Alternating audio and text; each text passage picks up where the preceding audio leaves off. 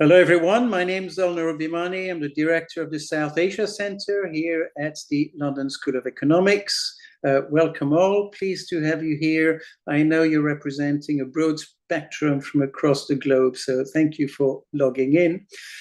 Today's webinar is one that some viewers have kind of suggested a real interest in, but it seems to be cropping up almost every single day. The media, talking to students, talking to researchers, talking to others. And what we're talking about today then is whether artificial intelligence impedes or whether it enhances spirituality. We have a panel of speakers, outstanding speakers, who are in a sense experts, or they've thought about these issues quite deeply. But before I introduce them, I'd like to just say a few words. First of all, in terms of artificial intelligence and spirituality, perhaps even our conception of God, we're constantly exposed to the internet. Internet-based platforms are increasingly powered through artificial intelligence agents. Well over 5 billion people across the planet have access to the internet. A recent statistic suggested that we spend on average at least 2 hours social media, the internet, and so on. So it's inevitable that the internet is going to change our conception of things, certainly of potentially God and spirituality. And this is what we want to be exploring today.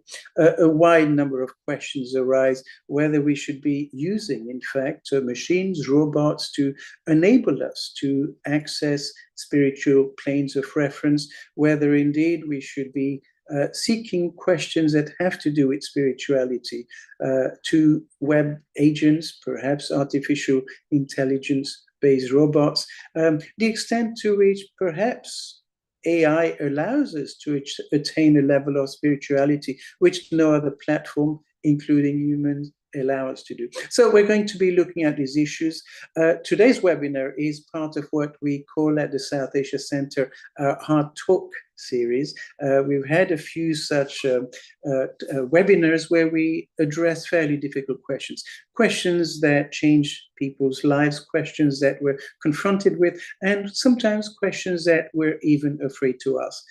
In the past, we've looked at a variety of issues. We've looked at, for instance, whether racism is prevalent in South Asia.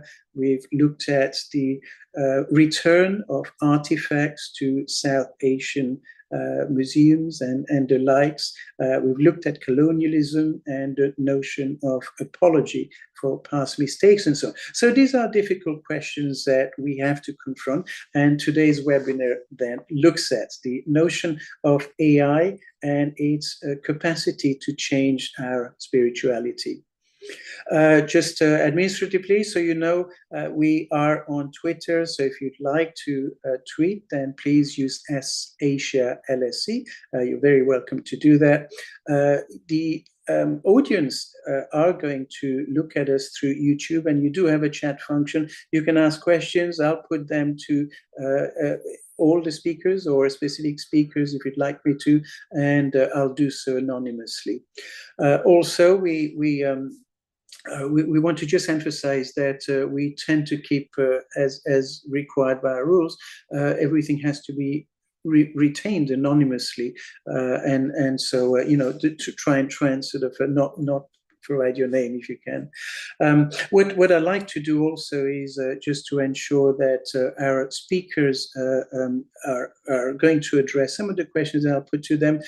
Do put questions to them if you'd like to, and I'll try and put as many as I possibly can to them. So it's my great pleasure now to introduce our speakers, and our first speaker that I'll introduce is Signe Cohen, and she's Associate Professor of South Asian Studies at the University of Missouri. She's an expert on Hinduism and Buddhism, and she's worked on Sanskrit. She's an expert in Sanskrit and a variety of ancient Asian languages. She has published South Asian religious texts, and part of her research deals with robots and mechanical beings and automatons in classical India. She has published a book, and I've been fortunate enough to at least read as much of it as I could. Absolutely fascinating. The book is Text and Authority in the Older Upanishads.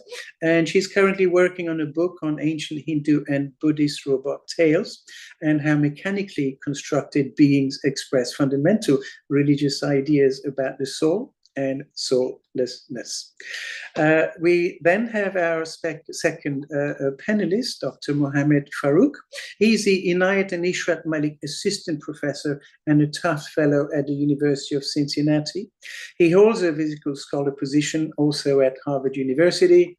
His book, Sculpting the Self, won the prestigious Iran 31st World Book Award, which addresses what it is to be human in the context of a secular post-Enlightenment world, and he explores notions of selfhood and subjectivity in Islamic and non-Islamic philosophical literatures.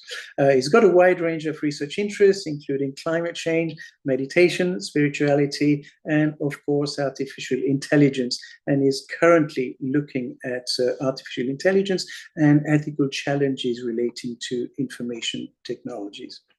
Our third panelist is Dr. Jenna Supp-Montgomerie. She is Associate Professor in Religious Studies and Communication Studies at the University of Iowa.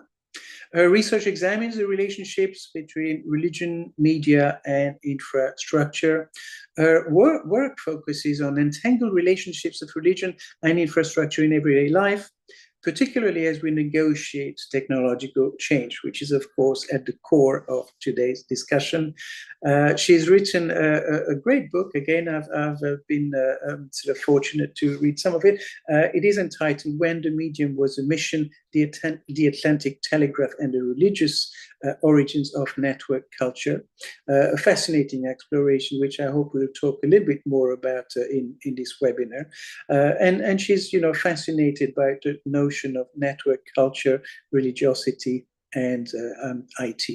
So before we proceed then, what we typically do is to ask the panelists to make opening comments for a few minutes. And so I'll go in the order that I've just introduced the panelists. So first of all, we have Signe, who is going to provide her introductory remarks. So over to you, Signe. Thank you so much, Elnur. I do have to point out that my book actually came out this spring, my book on robot tales in Hinduism and Buddhism, but don't buy it yet. It's coming out in paperback for a third of the price this August. So I am certainly not an expert on AI, but as a scholar of Sanskrit, I have thought a lot about robots and artificially created beings in ancient Indian culture. And I do believe there are some interesting insights in ancient Indian literature that can help us think about the challenges ahead when it comes to AI and religion. So in my recent book called I, Yantra, Exploring Self and Selflessness in Ancient Indian Robot Tales, I argue that robot tales interrogate the very nature of humanity and the borders between the natural and the artificial. Narratives about mechanically constructed beings that are indistinguishable from real humans or real animals can be found in Hindu, Buddhist, and Jain texts from India, going back as far as the 3rd century of the Common Era. These machines are called yantras, and they range from mechanical elephants that roam through the forests to human androids who sing, dance, and even speak. While there is no physical evidence that such intelligent machines were actually constructed in ancient India, these ancient robot tales can be read as profound reflections on the boundaries between the natural and the artificial, set against a background of religious worldviews. The word yantra, which is used to designate automata in ancient Indian texts, also has deep religious resonances. A yantra is not just a machine, but a sacred geometric diagram, a mandala that is used in meditation and in religious rituals. So, in my recent book, I argue that these two different meanings of the term yantra, a machine and a sacred diagram, are in fact interrelated, and that both the geometric yantra and the robot are devices that represent the ultimate control over the elements of the world. And since my time is limited in these introductory remarks, I just want to highlight two of the most striking texts about artificial beings from ancient India and talk about what light they can shed on the question of artificial intelligence. So the first is an amazing 11th century Sanskrit text, Samaran Sutradhara by King Bhoja, a learned treatise on architecture that has a whole chapter devoted to androids and automata of different kinds. In the chapter, Bhoja describes various automata in detail, including mechanical lute players, charming mechanical maidens, mechanical elephants, mercury-powered flying birds, and mechanical doorkeepers. But in the opening stanza of this chapter, King Bhoja refers to a different kind of yantra, and he praises the god Shiva as the one who has set in motion the machinery or the yantra of this world.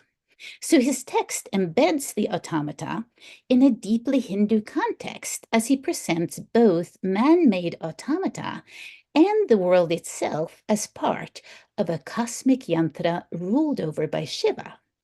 And he asserts that the purpose of creating yantras is to establish the basis for dharma, righteousness, artha, kama, and moksha, the four goals of life in Hinduism. So Bhoja's text suggests that the cosmos itself is comparable to a machine, but not in the sense that the world is just reduced to a mechanical clockwork. Rather, the machine of the world becomes a religious yantra, a site for the unfolding of divine forces. And I like to think that the brilliant and mechanically minded King Bhoja would have thought of AI, had he only known about it, not as a threat to his religious worldview, but rather as something that, when properly aligned with the goals of human life, has the potential to demonstrate the unfolding of the divine in the world. The other text I want to highlight is a Buddhist one. This is the tragic story of a man who falls in love with a beautiful robot. This story is told in several versions in Sanskrit, Pali, Tibetan, and even Tocharian texts from Central Asia, but seems to have originated in India. In one particularly striking retelling of the tale, a young man meets what he believes to be a lovely servant girl at his friend's house, and he tries to seduce her. As it turns out, the girl is just a robot created by his friend, and as the young man tries to grab her and make his move, she falls to pieces and reveals the mechanism inside. And to his horror, then, the young man realizes that the girl that he thought he was in love with was nothing but a mechanism made from wood, sticks, and rags. Catfishing, we call that in modern times, right? But then he has a moment of even deeper insight. Maybe it was not only the girl who was an illusion. Maybe the self he ascribed to himself is also an illusion. And maybe he himself is as much of a construct as the robot was. So these stories about robots are not about AI directly, but I think they raise some interesting questions for us today. How can that which is human-made, like artificial intelligence or a robot, help us think more deeply about the possibility of a divine creator, about the structure of the cosmos and our role in it? And if something man-made can become indistinguishable from us, what does it mean to become human? Thank you. Thanks very much, Signe, for these opening comments. And certainly we're hoping to explore some of the ideas that you've just identified. So we move now to Mohammed, and perhaps you'd like to give a few opening comments. Thank you. Thank you, Dr. Vimani, for that kind introduction. And thank you, Dr. Sarkar, for inviting me to join this panel. So does AI enhance or impede spirituality? Well, both AI and spirituality mean different things to different people, and I'm sure this will come out during the Q&A or during the discussion. Because I only have 6 to 8 minutes, I don't want to spend all my time just talking, defining what is AI and spirituality. But AI can be understood in terms of, as we know, weak AI or strong AI. So weak AI is the AI that we are familiar with, like ChatGPT, speech recognition, those kind of programs.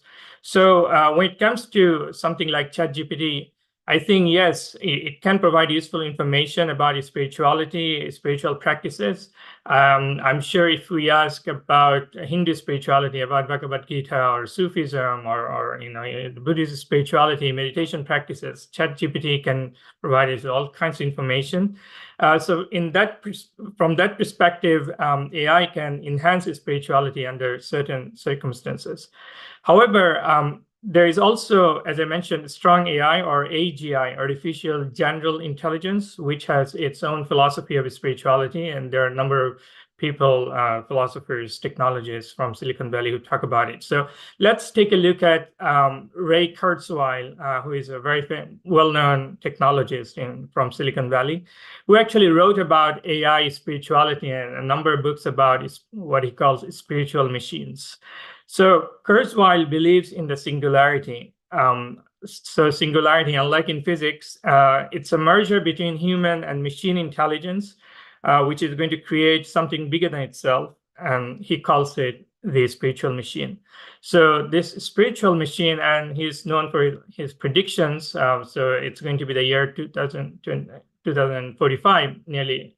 That means 22, 23 years from now, we're going to be living in the age of singularity and spiritual machines, and these machines are going to transcend limitations of our biological bodies and brain, because according to Kurzweil, our bodies are governed by obsolete genetic programs, so they need to be replaced, and we need to have better programs. So the AGI is also going to exceed human level. So it's going to attain both human level intelligence, but also exceed human level intelligence alongside everything human, such as emotion, personality, subjectivity, and love. And at this stage, spiritual experiences can be called up at will. So, which means ultimately nirvana or moksha or fana in Buddhism, Hinduism, and Sufism, respectively, can be had at your fingertips. That's basically, his dream. So transcendence can be, in other words, transcendence can be experienced at all levels of reality, all the way from spirituality, God experience, self-realization, to art, culture, technology, and anything spiritual. And the singularity will also infuse the universe with spirit, matter, and energy becoming intelligent. So Kurzweil thinks there was no God at the beginning of all of these processes, but there will be God, because ultimately there will be a kind of cosmic awareness. So this is how AI spirituality is going to look like. Now the question is this what we want, or is this even good for us? Is this what we want, or is this even good for us? I think that's the question. So let me answer by way of the French philosopher Pascal, whose views on this matter resonates deeply with the Islamic perspective.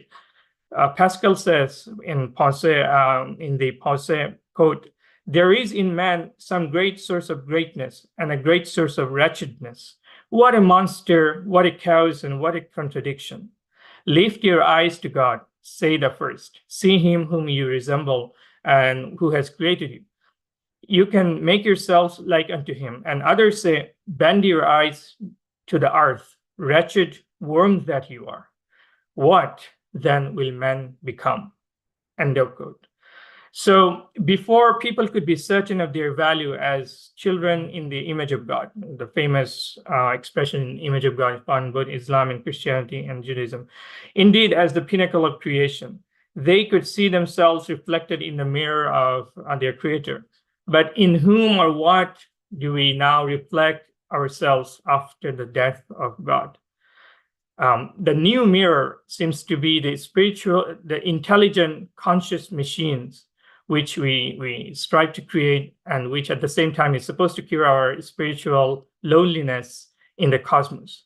The empty place of God today is taken increasingly by the intelligent machine, in which we seek our narcissistic mirror as well as the metaphysical you. The AI utopians, the high priests of Silicon Valley, want to convince us that we are only imperfect machines. We also endow our machines, in other words, AI, with superhuman abilities, and we see ourselves as the proud creators of a new species. Now, the paradoxical result is that we feel increasingly weak in the face of AI, and all these comments, all these remarks by Kurzweil go on to show that. So we feel increasingly weak in the face of AI, and we begin to feel ashamed of our existence as all too earthly beings of flesh and blood. Hence, we want to create something like this spiritual machine, according to Kurzweil and his ilk. So this is the direction in which AI spirituality is heading, and it's up to us to kind of decide whether this is going to be good for us. This is going to enhance or impede spirituality. Thanks. Thank you, Mohammed. Fascinating comments there. And of course, we're going to look at whether, in fact, AI weakens us or whether it strengthens us. So we'll ask now Jenna to provide a few opening comments, and then we'll move on to it. The floor is yours, Jenna. Thank you for this invitation and the chance to speak with all of you. It's really a pleasure to be here.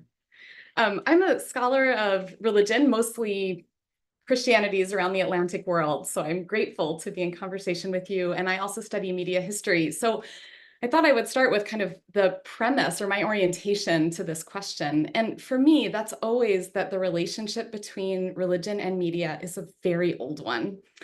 Religion has always been mediated. This is something we know from the scholar Stuart Hoover. Even our most ancient evidence of religion involves drums, voice, stone tablets, mechanical elephants, incense, dance. Media have always been integral to what a religion is. And in that way, we can't think of new technologies as simply new modes for expressing religious ideas, but deeply embedded and even necessary components of what religion can be.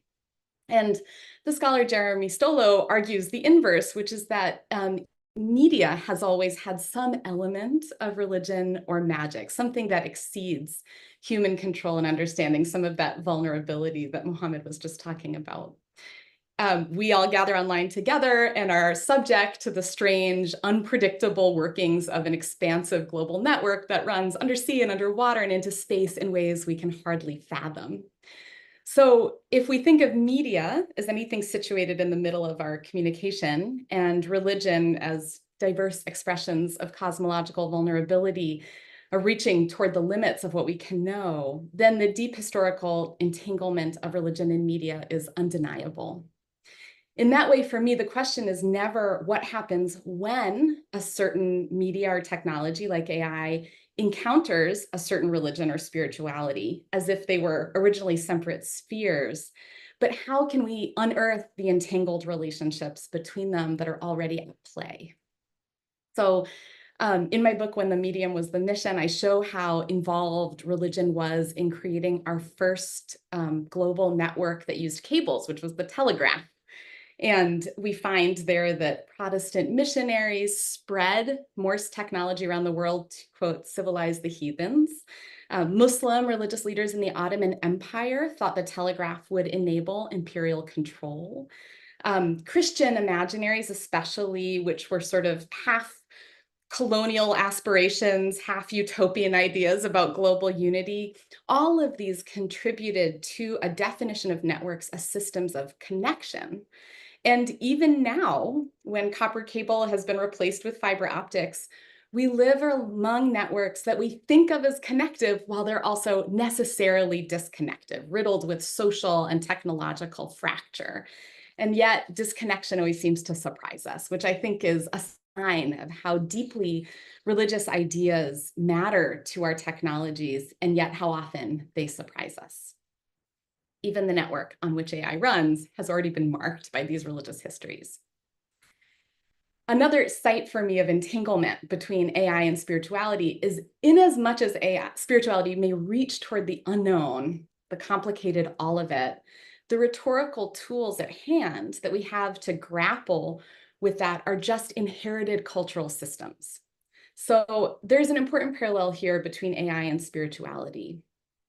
Both humans and ChatGPT are using pre-existing linguistic and symbolic repertoires that are weighted with cultural power, informed through a complicated history. So we reach toward the horizon of the new with the tools of the old, toward the unknown with the known. And I think we have questions then to answer about how much we can build with old tools, or even how much of the damaging systems that we've inherited do we recreate when we pick up those tools. I'm not just a curmudgeon, though. I don't think that these are all old questions. I think AI offers some novel opportunities, and I heard this a little bit in what my colleagues said, novel opportunities to rethink what the human is. You know, is the self who falls in love with the robot also an illusion? And to also rethink what is holiness, what is divinity, what is the unknown?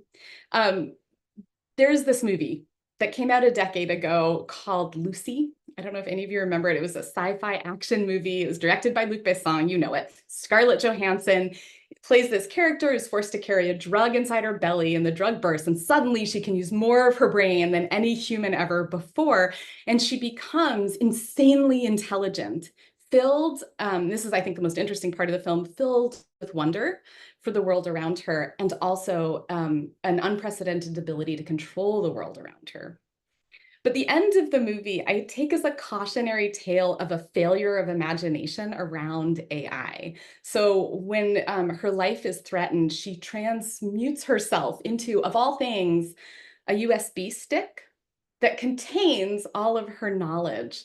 And this is kind of the myth of Wikipedia, or the myth of the Google archive, that knowledge is simply a vast archive of facts. And in the Christianities I study, this is the least interesting and most problematic theology. This idea that God is all powerful because he, it's a very masculinist idea, is all knowing.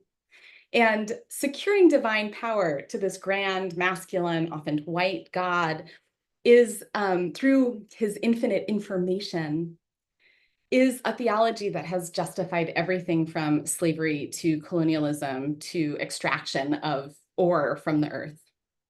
So when I see AI and spirituality come under scrutiny, it's often of this variety. Is AI God or God-like because it knows everything? It's that Scarlett Johansson USB stick. Or does AI threaten God because now God is not the only know-it-all around?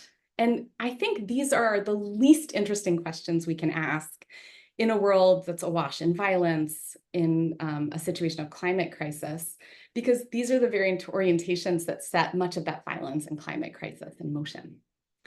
But there is an opening here to say, okay, we have some form of potential artificial intelligence. There is still suffering. We are still in the thick of crisis. So we know that as of now, AI can't solve the world's problems. It can't, speaking from recent experience, even write a very good college essay. So what does this tell us about what we might think of as divinity outside the terms of an amassed archive of knowledge? What sort of multi-species, multi-elemental mutual becoming could we consider holy instead? Where do we find other ways of knowing that are not subject to the omnivorous logic of Wikipedia? Both media theorist John Durham Peters and Black feminist Alexis Pauline Gumbs have written extensively, for example, on what we can learn from our marine mammal cousins. I'm part of a collaboration right now where I'm working with engineers and dancers and artists to think about what we can learn from a local river What does the river know? And how could we listen in a way where we could hear that knowledge or attend to that knowledge, co-collaborate with an element like a river? So I think if AI offers us the chance to finally see that the myth of amassing information fails us as a cultural resource, perhaps we can finally ask some new questions about knowing outside of the power-saturated logic of data. Thank you. Okay, thanks very much, Jenna. Fascinating point. So what I'll do then is actually kick off with a question to you. So I was reading some of your writings and your explorations into the Atlantic telegraph cable. Absolutely fascinating. And I think to quote one of the points that you make is that the telegraph was emphatically the mission of Protestant missionaries to civilize non-Protestants. I think you state that, and then you go on to elaborate the implications, perhaps of using missionaries and religious artifacts via the telegraph to expand knowledge about what that positioning of spirituality sort of represents, and so very, very interesting. What I wondered is in fact whether you think that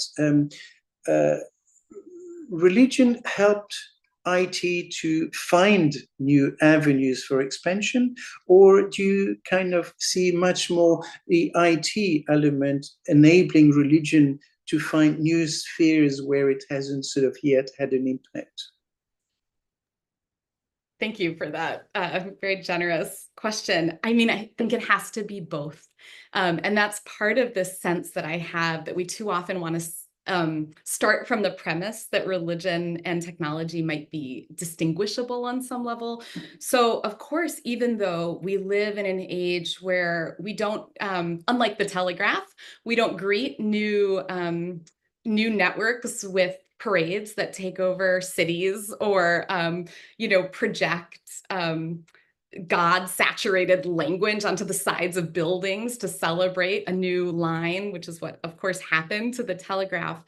We've inherited certain imaginaries about what the world can become, especially this infatuation with the idea of connectivity as a solution for the world's problems. And that's in many ways emerges out of a particular modern moment in which Christianity, new technologies, especially electrical technologies, and certain forms of colonialism were in cahoots.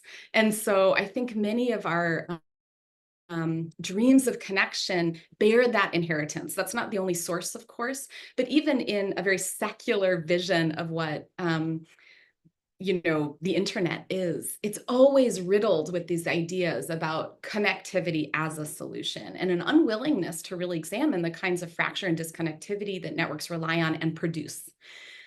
So in that sense, yes, I think religion helped IT in a pretty significant way because it gave us a cultural imaginary that understood this as beneficial before we had the chance to test it.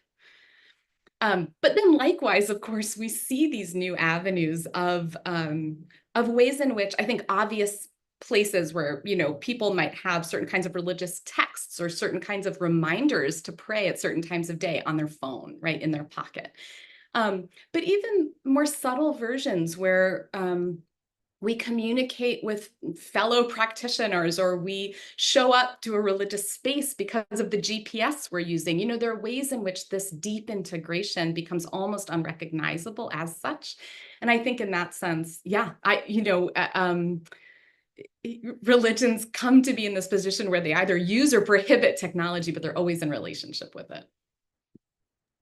Okay, that's very interesting. What I wanted to do was to dig this a little bit deeper, because as I was reading your writings, I kind of brought back, McLuhan's sort of famous saying, "The medium is the message," and in a sense, the telegraph expanded the notion or awareness about sort of Protestantism, and perhaps extended the knowledge of the power of technology itself. But what I wonder was whether you found any evidence of religious understandings being reshaped because of the technology that was being used. Was that sort of taking place? And then by the same token, can we suggest that the technology itself was infusing elements of religiosity in itself? Yeah, that's okay. I understand. I think a little bit better what you're asking. Yeah, there are some really interesting instances where one of the things that I think about a lot is that the material objects in our lives have a kind of agency where they surprise us all the time. And we would like to think that we're in charge of them, but then it turns out that we're negotiating them in ways that are often frustrating. So one of the things we see, especially when you look at Protestant missionaries who are very proudly recounting their introduction of the potato or sewing machines as new technologies that would surely kind of instantaneously convert people to Protestant Christianity, and then they don't. People return to their communities of practice and start wearing the clothes they wore before they met the Protestant missionaries. And so one of the things that's very interesting to me is to look at the way we invest technologies with certain kinds of often religious dreams and the ways in which those technologies fail us. So there's a really interesting kind of negotiation with failure there when, the robot turns into just a pile of rags. The other thing that I think happened was there were a lot of minority religions in the United States at that time that really began to crystallize their own understanding of a place in the world around technology. So for example, we have evidence of Jewish communities getting excited about the telegraph, but thinking about it purely in local terms, that this would be a way to suture together a local network with a real suspicion of a global network, because global access had been in many ways a very fraught experience. Likewise, Mormons developed the only actual religious telegraph network in the United States, the Deseret Line, but it was to warn Mormons of anti-Mormon violent raids that were coming from non-Mormons outside. And so it was important to have a sense of closure around that network. So in that sense, there were ways in which we have these signs of other religions thinking about networks in very different terms, thinking about networks as local resources or closed off, non-global entities. Those ideas didn't become dominant, but they do help us see the ways in which, technology and religion were producing new kinds of religious thinking. Is that a little bit more what you were asking? No, absolutely. That's fascinating. So let me then turn to Mohammed, because I think you raised slightly similar issues. And one of the things that you suggest is that we shouldn't fear an AI agent ever gaining consciousness that perhaps we might imagine humans being able to. And I think the explanation you gave is that you simply have mimicking of consciousness, of sentience, the objectification really of a soul rather than sort of the creation of one through AI. And I think that's a fascinating point of view. Not, as you say, not everyone agrees with that notion. And perhaps we are moving towards, some idea of singularity, where I think, the humans and the technology kind of converge into creating something that is entirely new and perhaps transhuman, or almost in a sense. But my question to you is if machines have non-capacity, as it were, to, I suppose, embed a notion of consciousness, what are the implications then for individuals who look to AI agents to find answers about God and spirituality? That's a very interesting question. But first of all, I think the word spirituality, it's so vague. It's always used differently in different contexts. So at this stage, perhaps I think some explanations are due.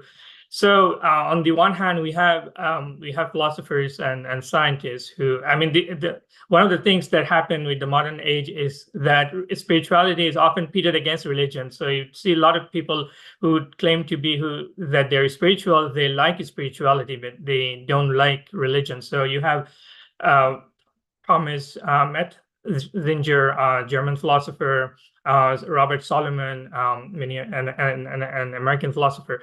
They think spirituality is good, but it has nothing to do with religion, and they include virtues like intellectual honesty, being a good scientist, as virtues, as kind of features of spirituality. But on the other hand, you have also philosophers, including myself. I wrote a great deal about this in my book, Sculpting the Self, because when we ask the question what it is to be human and what human flourishing, spirituality is one of those things that that come up again and again. So you have people like John Cottingham, a British philosopher, and David McPherson. For them, and I agree with them to some extent, spirituality is it's something like a cosmic experience, and it's something perspective that sort of transcends the self. So defining spirituality can be an endless matter, but for me, at least, there must be some criteria. So for me, those criteria could be boiled down to self-knowledge, self-cultivation, and self-transcendence. So I think if we have some kind of criteria, then we can meaningfully answer that question, whether AI is helping us or kind of impeding the process of human flourishing in relation to spirituality. So with respect to self-knowledge, again, I come from a philosophy background, but also have some training in religious studies. So always want to define terms carefully and so forth. It can be a bit taxing. But again, self-knowledge can be understood differently. But the kind of self-knowledge that I'm thinking of, it can be called Socratic self-knowledge. It's like being just finding oneself in the human situation where sometimes we find ourselves in existential crisis. We ask about big questions and not narrowly about our states, propositional attitudes, and so forth. So and it's an intrinsic marker of self-consciousness as well. And also talked about this in my book. So when we have people who claim that AI can be conscious, they're simply thinking about in terms of in functional terms and in terms of what some people would call computational intelligence. So even the example Jenna mentioned, Lucy, and there's so many such films, Transcendence and Johnny Depp recently was there. So those films always have a dystopian kind of end. And also, at the end of the day, it becomes something about power, control. So that's the thing. AI is so attractive, and it seems kind of, very, attractive to people because it seems to be showing, like giving us the impression that, we can have control, we can solve all the world's great problems, and we can do practically everything that we want. But as we think deeply about human nature, asking human subjectivity, we realize that there are things like, for example, contemplative intelligence, things like moral conscience, things like self-sacrifice. By definition, you cannot have. I don't know. I don't think it will ever be possible to have an algorithm program about something like self-sacrifice, because machine programs they operate by rules, and but when it comes to human beings, there are certain things about ourselves which by definition break the rules. They're unpredictable. We sometimes you mentioned vulnerability, and philosophers talk about it in terms of the third factor, irrationality. So we're not just rational actors like machines. We sometimes behave in a way that make no sense to us, no sense to perhaps anyone else.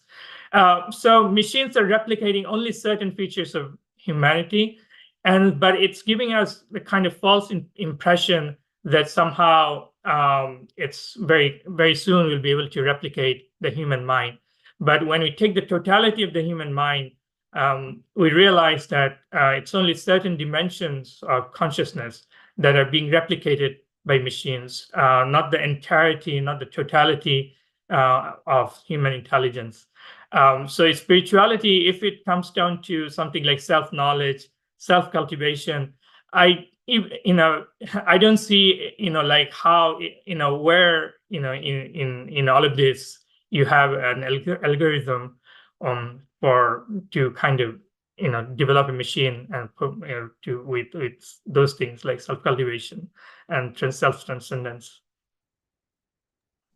Okay, thank you for that. Your opening remarks actually brought to mind something that's really quite interesting, which is, I meet young people who say to me exactly what you express in terms of, I'm moving away from religion, but perhaps towards spirituality. And I think we're finding that in many quarters. In a sense, what younger people certainly find is that you use the internet to basically unravel what you think are real truths from a variety of different religions. And then you make up your own mind. And that, in a sense, cultivates a sense of spirituality, which in itself, I think by your own terms, a good thing.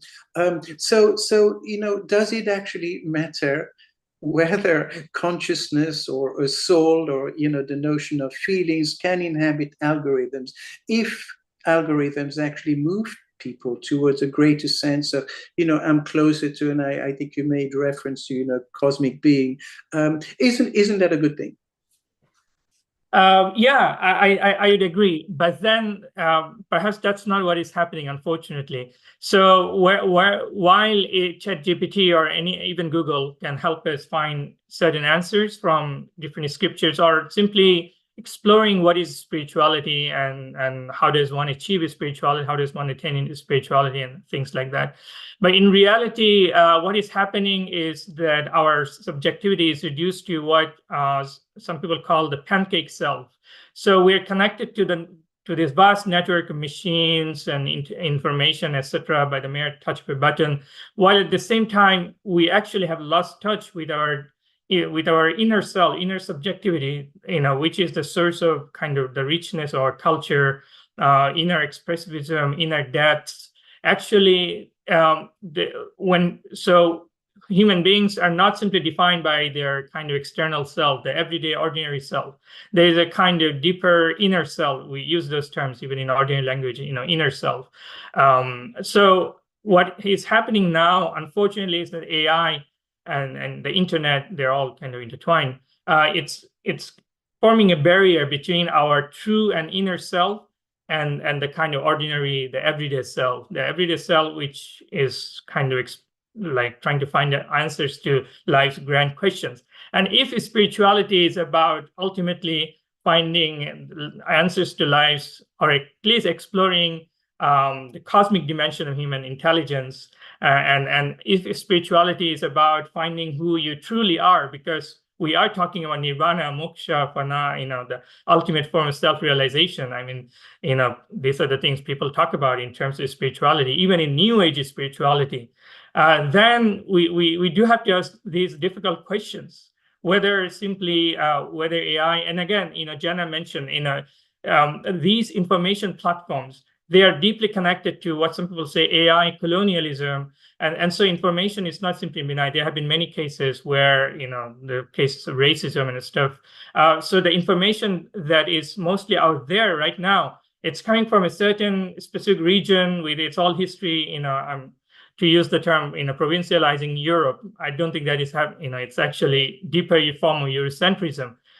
So even there, in terms of information, I doubt whether we have solid, authentic information about, let's say, in Native American traditions or African spiritual traditions, and even more familiar forms of spirituality like Sufism and other, like Advaita Vedanta and so forth, because the net is mostly saturated with still notions of spirituality that are mostly European, like modern Western European. Not that, by definition that is problematic, but, it's about expanding your horizon. It's about familiarizing yourself with different perspectives.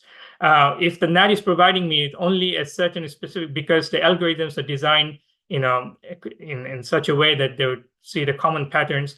And if the common pattern seems to be highly correlated with modern notions of spirituality, so that itself might be a barrier. Not to talk about this reducing the self to pancake, like complete flattening out of the self.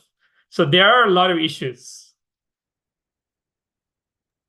Okay, yeah, no, clearly, very, very many issues. And I think in some of your writings, you suggested this idea of fitra being embedded in maybe some protocols around the idea of, sort of AI agents, basically, speaking to notions of spirituality. But that in itself is, I think, problematic by your own terms, because it is quite sort of regionally specific, and the globe might kind of counter some of the arguments there. But I wanted to turn to Signe now, if I may. And you've looked at a very rich literature, a lot of it sort of stemming from India and Buddhism, on stories about robots and how representations of robots and machines enabled individuals to access the notion of God, in a sense, and the power of God, and the robustness and I guess unlimited capabilities that a God might have. And I wonder whether I think some of the scriptures also emanate from well over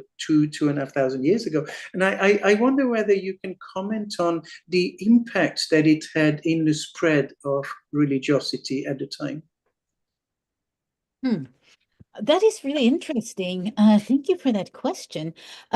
You mean the impact that these robot tales had in the spread of religiosity? I mean, the robot tales don't exist in ancient India as a separate genre, which is kind of interesting. They are found little pieces here and there in treatises on architecture, in fairy tales, in tales of the Buddha's past lives, Jataka stories, in ritual texts, etc. I do think they helped people think very deeply about religious ideas, which is what I think our science fiction still does. I do think that science fiction narratives, whether they exist as literature, as film, help us grapple with what it is to be human, what the difference between the human and the divine might be. But yes, they also become, as Jenna talked about, they become vehicles for the spreads of certain religious ideas, absolutely. All technologies are entangled with ideologies as they spread to different parts of the world. There is one particular Buddhist story from the 14th century that has always fascinated me. It's about run-amok technology and killer robots. This is the Loka Panyati, which is a Pali text from the 14th century, presumably composed in Burma, but in an environment that has a lot of ties back to India. In this case, the text presents two types of robot technology. It describes the origin of the robot technology in Rome, which is here described as an ancient kingdom, which makes no sense really historically, where they make these killer robots that oppress people, and this technology is used to control the people. When this technology arrives in India by means of complicated journeys, it becomes something much more benign. So in India, this technology is used to protect the relics of the Buddha. And we have this vision of these controlled robots who are there to protect the underground relics, to protect the Dharma, etc. And we get this contrast between the two uses of technology. So in this case, the technology is described in the context of the importance of building stupas. This tale was written in a time period where there was a lot of stupa building, and where that was a part of popular religion, this creation of new stupas. But there is at the same time this reflection on the ways in which technologies are only benign in the right hands. And I think that is an interesting reflection as well. In this case, we have the benign kingdom of Ashoka and his descendants in India, who use the robot technology well, as opposed to the imaginary Romans in the story, who just use this technology for oppression. Which I think also leads to the rather interesting question of who controls the technology and who programs the artificial intelligence. I know that the current Dalai Lama has even said that he could imagine a Buddha becoming reborn as, or a bodhisattva becoming reborn as a robot or as artificial intelligence. And we do have Japanese roboticists, such as Mori, for example, who invented the concept of the uncanny valley, talking about the ethical robot, the robot with the ability to have compassion. So a question is not only what can the robots do, but what do those who program them need the robots to do? Can one program a robot to have Buddha nature? According to Mori, perhaps one can, but it is something that needs to be done carefully and with a lot of thought. Okay, well, thank you. This is in fact quite fascinating. When you were recalling the story of the individual who falls in love with what he thinks is a woman, but then he finds I think you said she's just wood, sticks, and rags. And today, I remember watching a movie. I think it was called Her, and it was about a man falling in love with kind of an email-based AI agent, and where indeed you find the same thing. Wood, sticks, and rags sort of maybe could be seen as codes, algorithms, and sort of data streams, for instance. And this is all that I thought represented a much bigger sense of that. But I wonder whether this idea of God being robot-like and having unlimited capacities still carries to this day. One conceptualizes God or a deity, and I think we can read that in the Bible, the Quran, and elsewhere. God created humanity, God created the universe, and I wonder whether these early notions of the robot encompassing incredible capacities has carried to the present day in terms of how we view our religions. So absolutely, there was it's now a franchise. I don't know if you're familiar with the Indian film Entiran and its follow-up 2.0. These were fantastic Indian science fiction films, initially produced in Tamil, but also dubbed in Hindi and Telugu, featuring this robot played by Rajinikanth, Rajinikanth as the robot maker who creates his own double, and then goes into how this robot can be used to solve various issues in society. In the 2018 follow-up 2.0, we even get into all kinds of environmental issues and issues of religion. We do get the comparison of this ethically programmed robot and its great capacity. It's compared to Shiva, and it also forms multiplicities and then withdraws back into a unity. So in some ways, the robot does become sort of a vision of the potential of the divine to transcend humanity.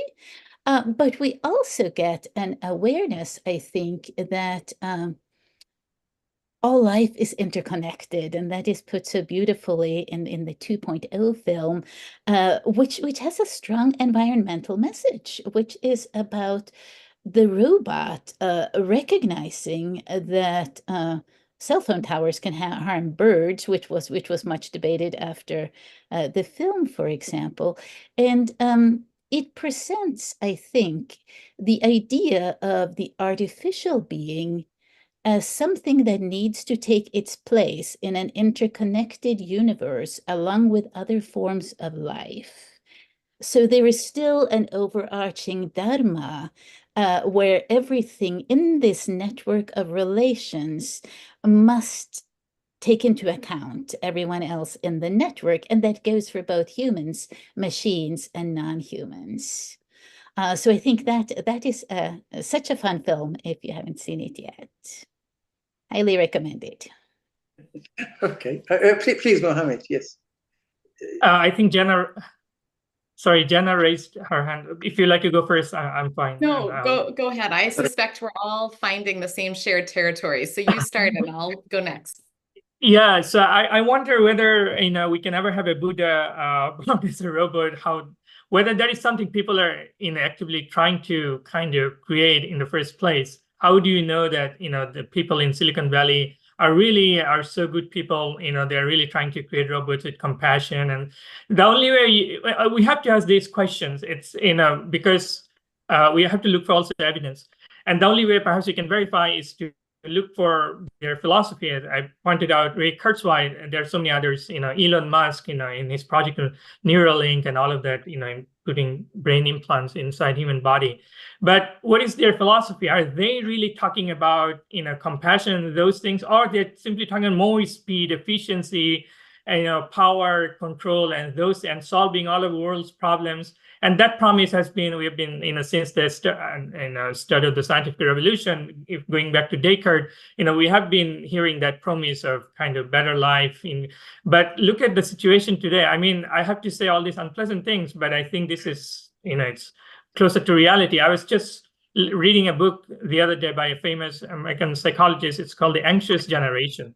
And he's a professor at New York University. And if you look at all the statistics on mental health, and also so each young people are experiencing throughout the Western world, and not just the Western world, perhaps throughout the kind of globalized, modern world, things are not seem to be going in the direction that we would look for. But it's still, we are still, perhaps haunted by this, image of, our own vulnerability. So we try to compensate for our inner weakness, perhaps by try to compensate it by creating a kind of ideal image of what the human should be like. So there are all these talks about transhumanism and transcending human limitations, and basically remaking. So you mentioned about the traditional symbolism of human beings being created as found in the Bible and the Quran, in Islamic scripture too, like human beings created in the image of God. But now we have intellectuals who deeply believe that it's actually AI that can help us understand ourselves. In other words, we want to create human beings in the image of AI rather than God.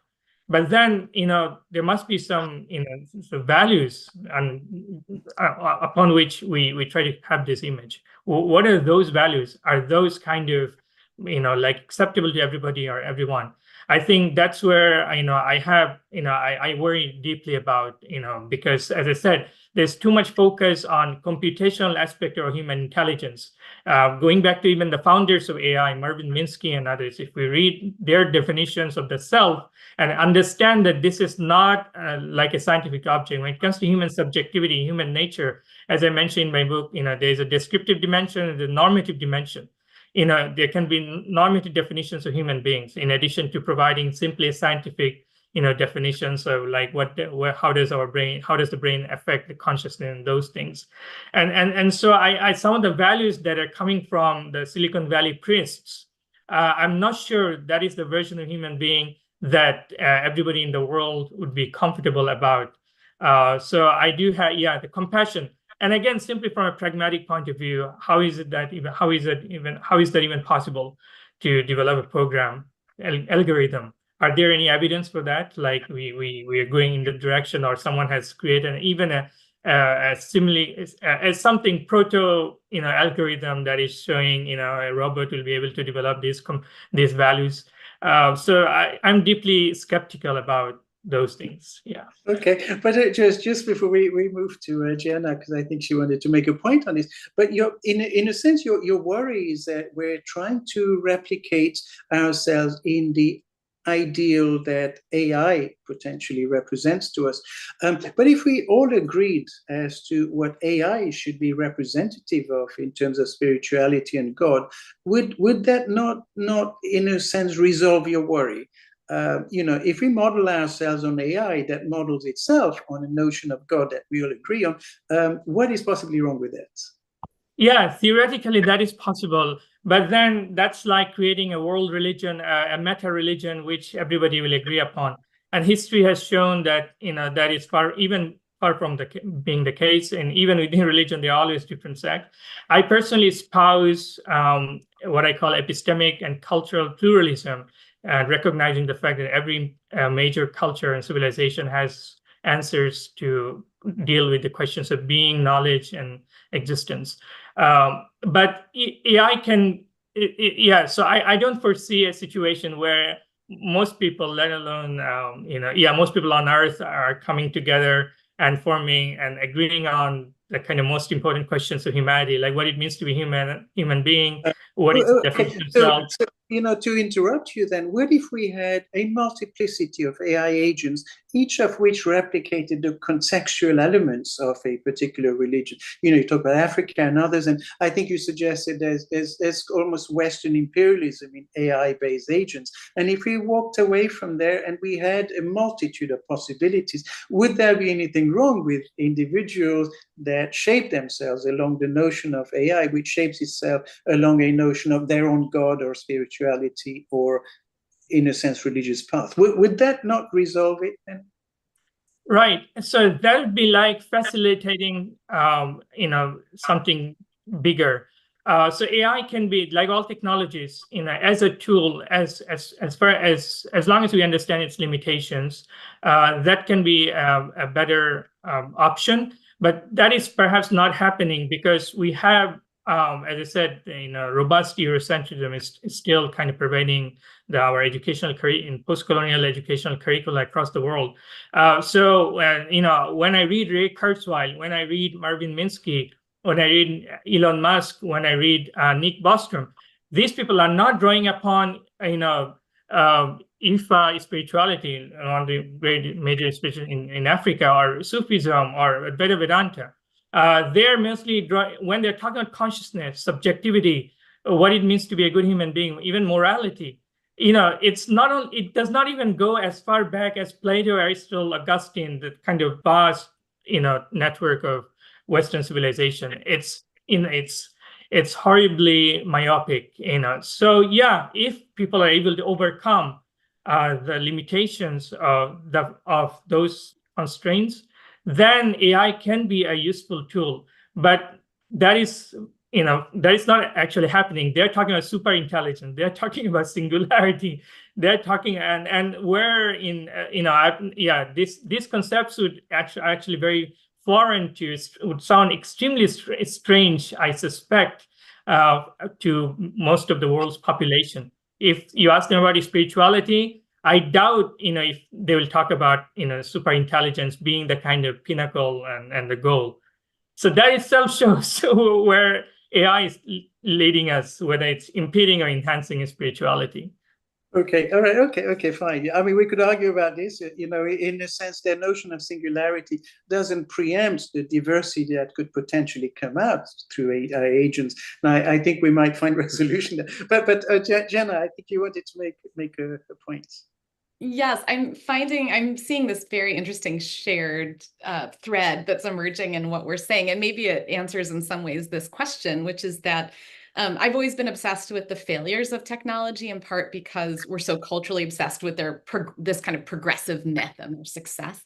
And what I think maybe is most optimistic for me in terms of AI and spirituality is that AI is failing us on some level so far, potentially in its configuration, infinitely failing us in a way that might help prompt a turn to what Signe mentioned earlier as this kind of appreciation of our interconnected existence with other kinds of elements. And I think the central limit of AI is this foundational term of intelligence. And Mohammed, I hear this in what you were saying in your response just now, which is that we've really focused this idea of what AI is around these computational mechanisms that are rooted in ideas of logic and a kind of flow chart of information.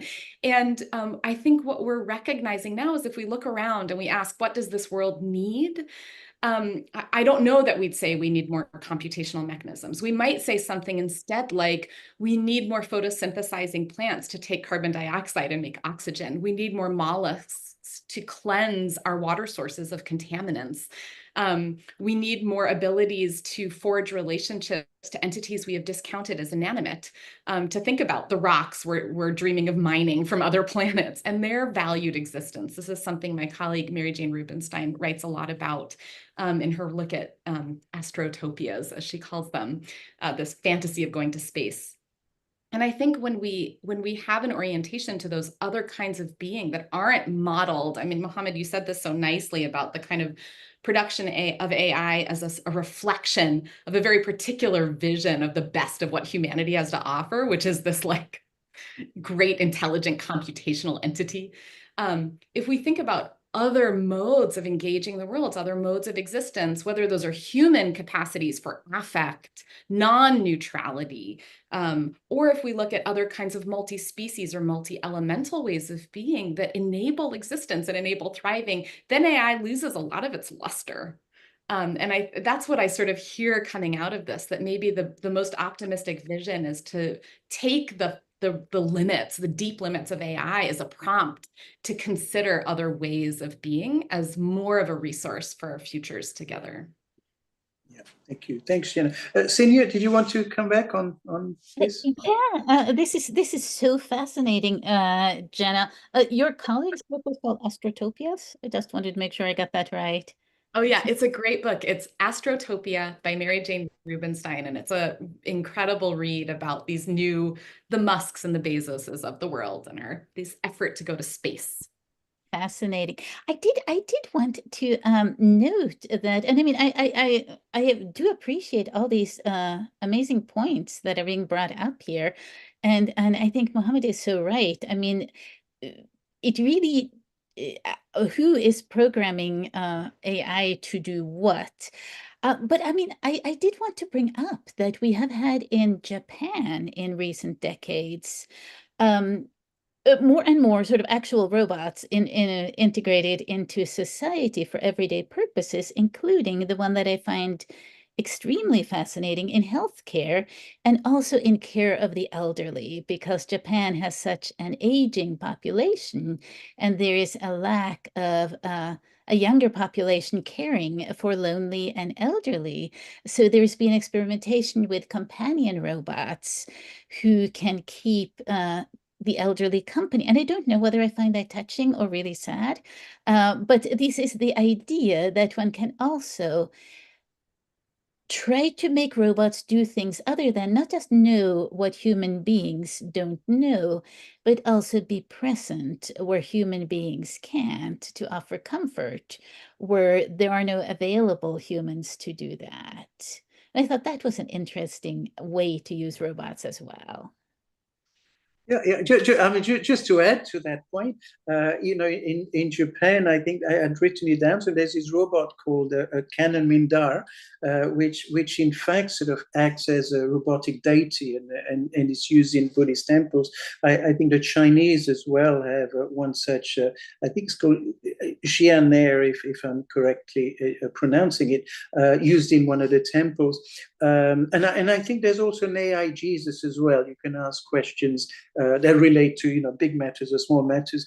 But one of the fascinating things that is said by the priests and kind of the Buddhists is that you need to get the structuring and the form absolutely correct, and a robot can do that, and therefore enhances the connection that individual worshippers have with spirituality or the gods.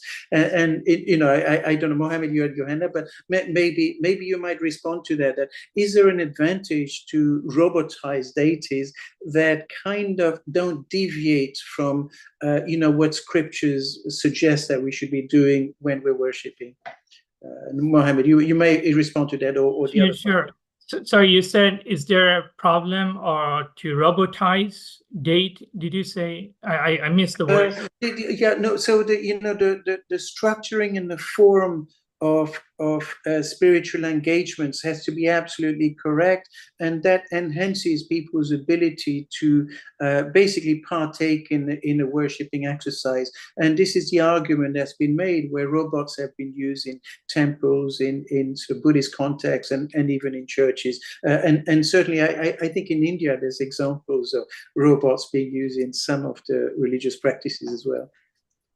Yes, actually, that is found even in the Islamic world as well, like robot monks in Japan and also in China, in certain parts of China.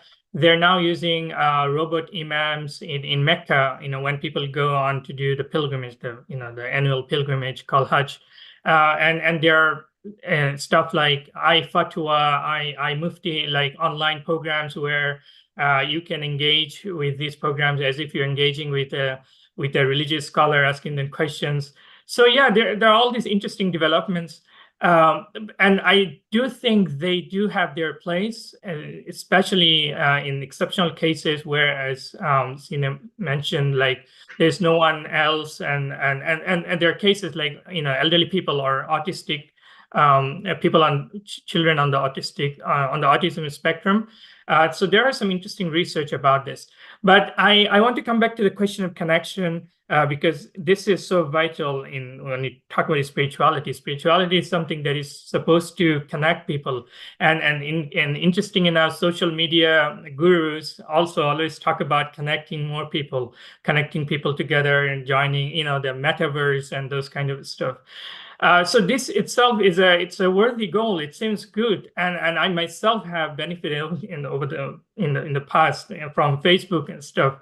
But increasingly, researchers, data are showing things that there are reasons to worry about. And instead of kind of bringing people together, people are now increasingly becoming disconnected. Sociologists are talking about post-society.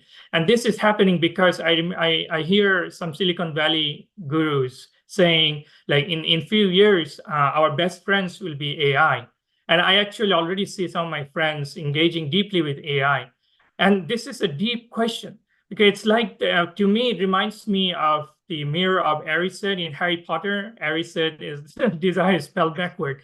It really shows the kind of deepest and our desperate desires. Think about someone who's deceased, but you still want to, talk to that person. But that's no longer possible except through AI. Maybe you can have a virtual image. You can feed that virtual program all the data about the deceased person. But is this really good for us? Is this really sustainable? Is this going to really solve the problem? Or it's going to really create more and more isolated, disconnected situations where people are increasingly suffering from loneliness and all other sorts of mental health issues, because they are now hooked up to through their net cell phone to the AI, that wherever you go, you actually don't see people talking to each other. I actually, in the last year, I had a chance to travel to 10, 12 different countries from one end of the world to the other. And I was surprised to see that there is a kind of common thread among all the people. And it's that, people are so kind of absorbed in cell phones wherever they are, whether they're on the train, even when they go to mosques or place of worship, they seem to have a deeper relationship with their cell phones than with other human beings. And at the end of the day, what are these cell phones? What are these AI programs? Can they ever have life and consciousness? What is consciousness? Is it just a matter of algorithmic rules, or it's much more sophisticated and maybe something indefinable, despite hundreds of theories about consciousness? I think we need to ask those questions as well as we talk about certain benefits that can definitely happen through AI. Yeah, I think that's a wonderful point. The question then arises, does it actually matter that much that an AI, as you say, machine platform cannot have consciousness? But if it is simply, tentacles throughout all the knowledge of the world that provides a response as best as can be kind of constituted to a very specific problem that an individual has, Is that all bad? I mean, you know, in a sense, you know, the individual could go to different individuals and they'll bring together their knowledge to provide a response. But the AI agent is kind of much more widespread in terms of where it reaches to in order to provide an answer. So is that not a comforting thought to think that, you know, you have access to a machine, a body that in a sense is much more maybe more capable of drawing on experience that the world has kind of seen and you know, we've had manifestations of. Isn't that a great thing? Yeah, it's like having... Sorry, it's not just to you. I mean, you can respond, but maybe Signe and Jenna might also want to. But go ahead. Yeah, very quickly. So yeah, it's like having Dalai Lama, Rumi, Dogen, and you know, Lao Tse, and all the great spiritual people at one table virtually. But then here's something very important when it comes to spirituality that I think worth pointing out, which is that it's one thing to talk to even Dalai Lama through a video to kind of Zoom screen, and quite another to sit in front of that spiritual person, because there's something of a presence. So it's not just a kind of robotic, you know, way of communication when it comes to these spiritual figures or spirituality in general. There's also the very crucial element of presence, because we seem to be thinking, you know, people in traditional spiritual context sometimes talk about this heart-to-heart transmission, the language of silence. There's a lot that we can talk about when it comes to something like silence. There are so many things in Sufism and in Advaita Vedanta. Actually, in Advaita Vedanta, I think it was Suresh Vera, and he has something similar in Sufism, who said, silence is the Atman, the ultimate self, the ultimate reality. So what is the language of silence? I mean, at least on this, we can all agree. You know, you cannot have an algorithm about silence and, you know, or something like emptiness or void, shunyata, or as Sufis say, fana, you know, complete annihilation of relative modes of existence and those things. Okay, yeah, good. Yeah, please, Jenna, yes. I love that, because of course no one goes to their computer for silence, right? They're just agents of noise, which I think is so interesting. So I've been sitting with these questions about, like, can't AI provide the most correct or the most expedient expressions of religion? And two thoughts are occurring to me. One is the story of the 1st century BCE Jewish sage Hillel, who was famously asked by a Gentile, you know, can you teach me the Torah while I stand on one leg? And this Gentile went to 2 teachers who were kind of opposed. One was more conservative and orthodox, and then there was Hillel, who was kind of, you know, this loosey-goosey religious sage. And what Hillel says is, you know, that which is hateful unto you, do not do to other people. The rest is commentary, go study. And I think what's amazing about that answer is Hillel gives this expedient, you know, version of some kind of orthodoxy, and then says, join the process. And I think this emphasis on efficiency loses the work of religion, which is practiced engagement, complicated, messy, smelly, dirty, sweaty, you know, all the work we do when we do religion that has nothing to do with correct forms of knowledge, but is embodied. And the other thing I think about is this myth that, at least in an American context, was sold to women in the 50s, that introducing technologies into the home would free them to leisure.